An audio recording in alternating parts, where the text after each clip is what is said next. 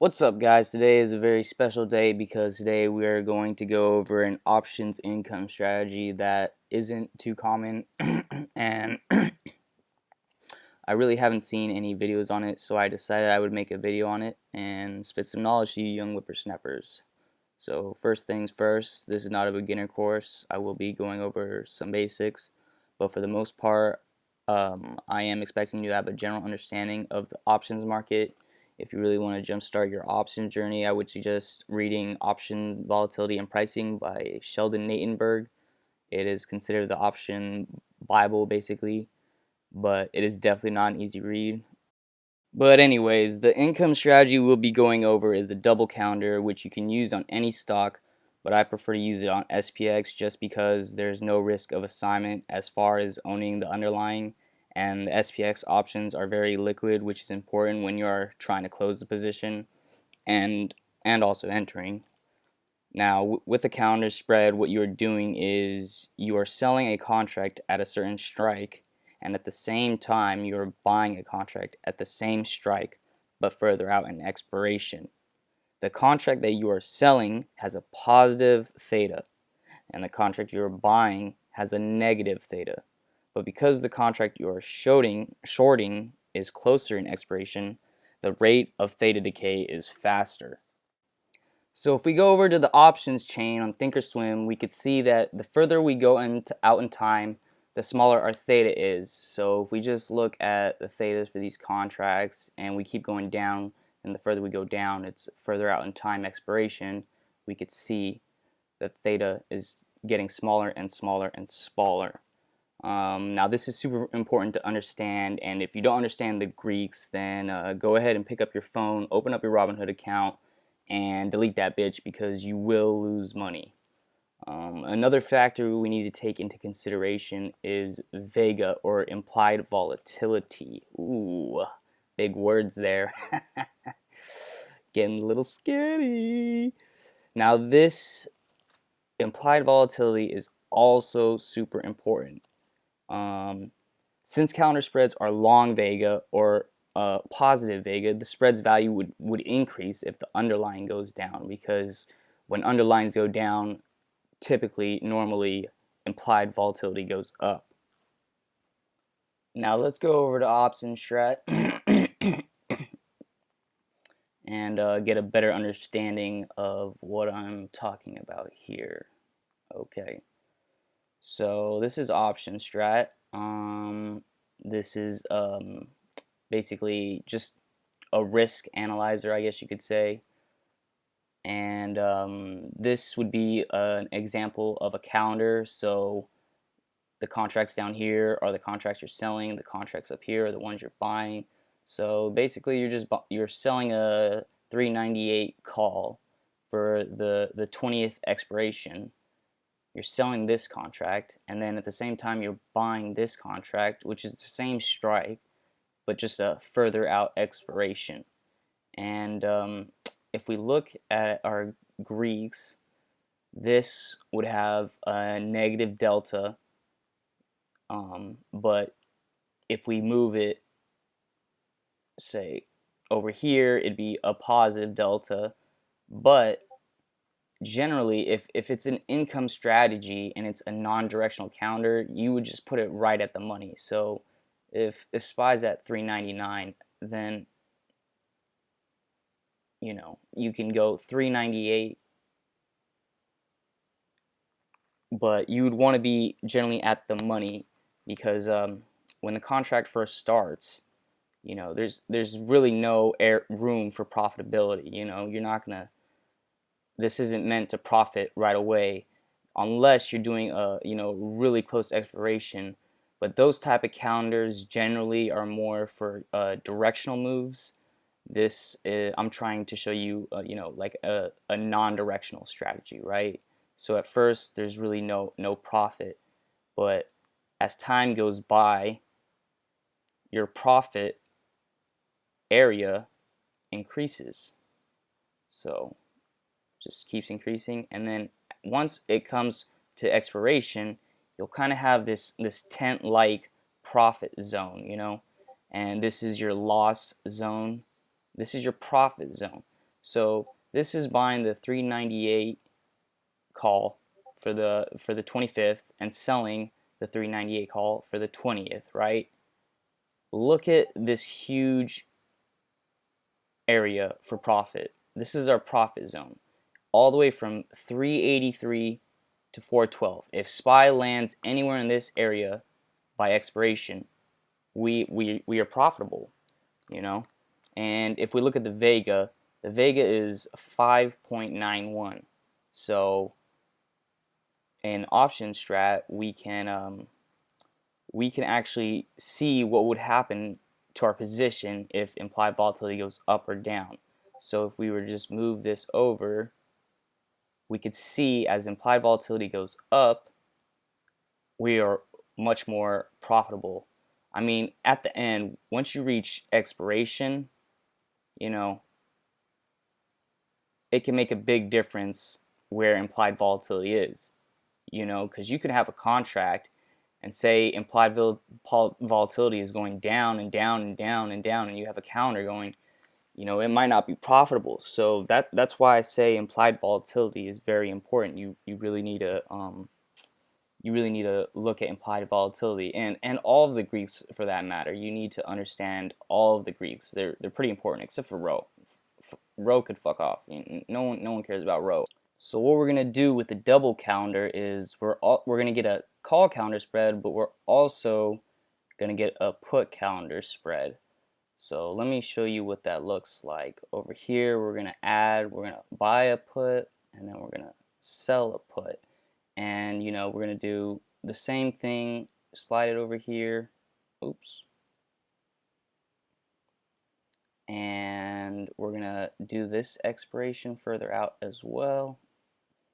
And this is what your risk profile looks like with a double counter.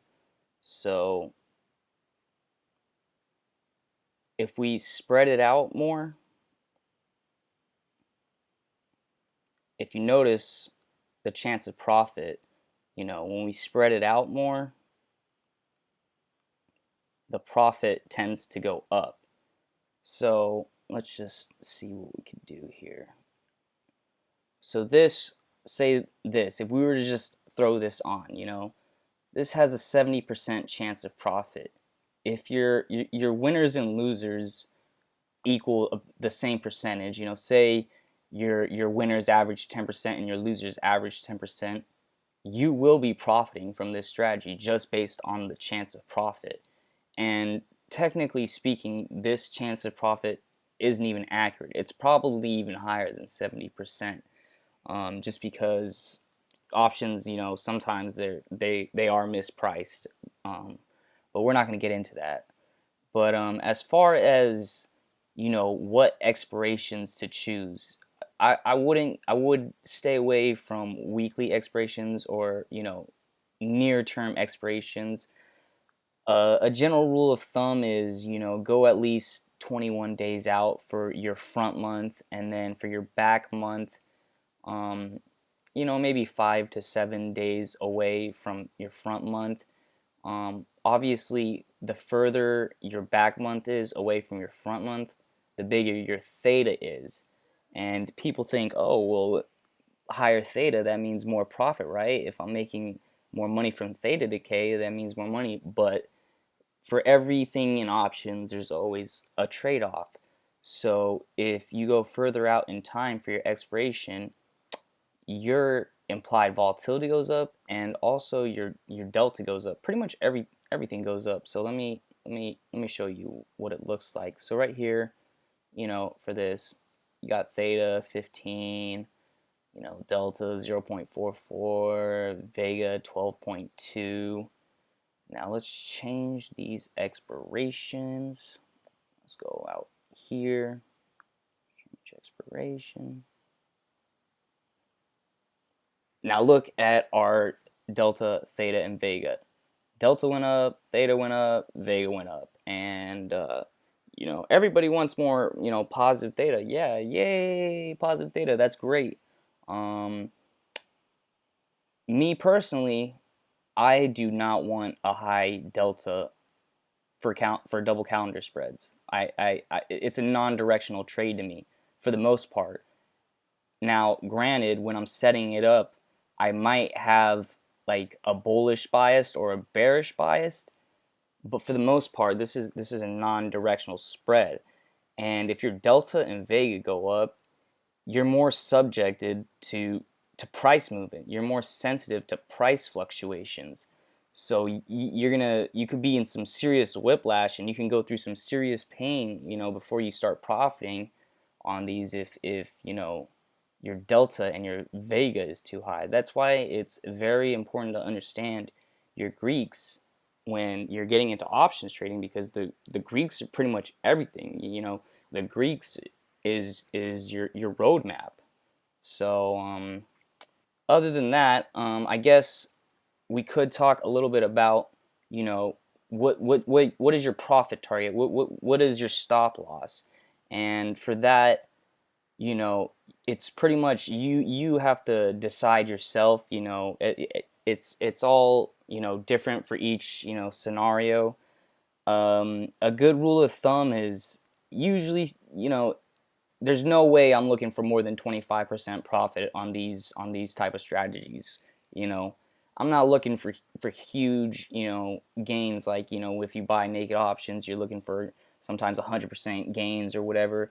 I'm looking for maybe like a 15% return on these. And with your stop loss, a good rule of thumb is whatever your profit target is, your PT is, have your stop loss be 1.5 times that, or 150% of that. So say you want to make $1, your stop loss would be $1.50. Now, me personally, I run both short-term and long-term calendar spreads, but when you're starting out, just stick to the long-term calendar spreads. Just get comfortable with the long terms first, because the short terms are definitely a lot more to manage. I would not use stop losses when running these spreads, just because the volatility of the stock will fluctuate the shit out of your spread sometimes, so you have to be careful with that. You could set a good till cancel take profit order though. Also, a good rule of thumb is to close out either one or both of the calendars when the stock price reaches either of the strike prices. So, say it reaches here or here. Depending on how close it is to expiration, usually when it reaches you'll be in profit. You'll be in profit. But as far as if you should close out both of them or just one of them, that's up to you. I've done both. Sometimes I just close out both of them when it reaches the strike price. Sometimes, I think it's going to stay in this area longer, so I might just close out this one and keep this one. Or I think it's going to bounce back instantly, so I might close out this one and then keep this one. So it's up to you as far as that goes. I also use a quantitative approach when deciding how I'm going to be running these spreads, and I will leave a link in the description for that. Keep in mind, like the further your strikes are, your strikes are from each other, your chance of profit goes up.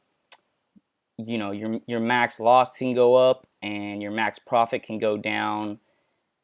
Obviously, you don't want to stretch it all the way to where it's like this probably isn't gonna work, so just keep that in mind. So to wrap this video up, I wanted to just give a recap on the main points I went over. Number one, double calendars are generally non-directional strategies that can be put on systematically with very minimal discretion. Number two, double calendars are mainly profiting from theta decay. Number three, we need to understand implied volatility inside and out, because IV helps determine our P&L and how we are going to place our strikes. Number four, we always want to have a PT anywhere from 5 to 25%, and we can also use our strikes as a stop loss or a profit target. Number five, the Greeks are very, very important. And number six, which I think can be overlooked sometimes, is that there's always a trade-off when we are increasing our Greeks or decreasing our Greeks, or increasing or decreasing our chance of profitability, or anything for that matter. You know, in trading, there's always a trade-off. Other than that, I think that wraps up the video. This is Sleepy Investor, just checking out. Please dislike and unsubscribe, and I'll see you in the next one.